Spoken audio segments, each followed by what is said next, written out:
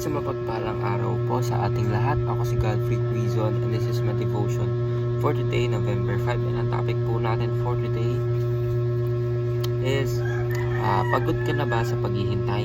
Waiting on the Lord. So, waiting on the Lord means trusting His timing with a heart of faith and patience. It's not passive but active, seeking God in prayer, obeying His word, and resting in His promise. As we wait, we learn to depend on His wisdom rather than our own and discover that His timing is always perfect and His plans never fail.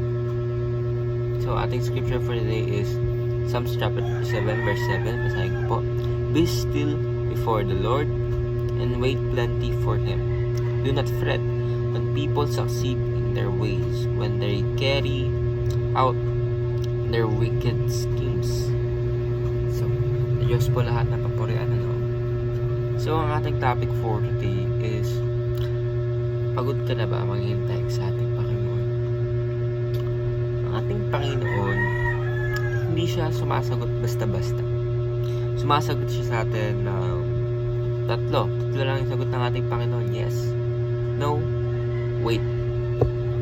Marami kasi sa ating mga tao na kung saan marami tayong request, marami tayong wish, marami tayong pinapipray sa ating Panginoon.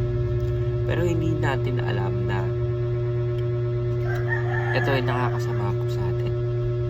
Hindi rin po natin alam minsan na di pa pala tayo ready doon sa bagay na pinagpipray natin.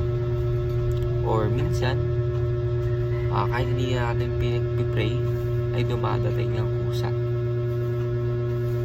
Kasi bakit? Of course, ang ating Panginoon, He knows the best for us. He knows kung ano talaga yung dapat gawin.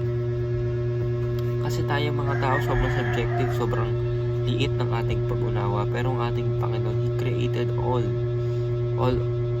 beings in the universe, all things in the universe itself created. So, tayo mga tao, in order for us to be para mas maintindihan natin ng ating Panginoon, we must read the Bible kung ano ang gusto ng ating Panginoon na iparating sa atin.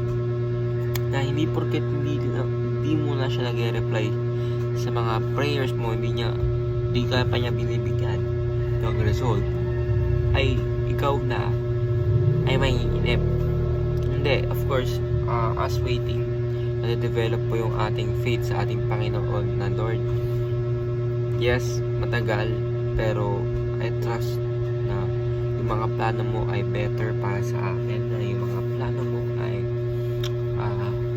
perfect para sa akin, yung the best para sa akin.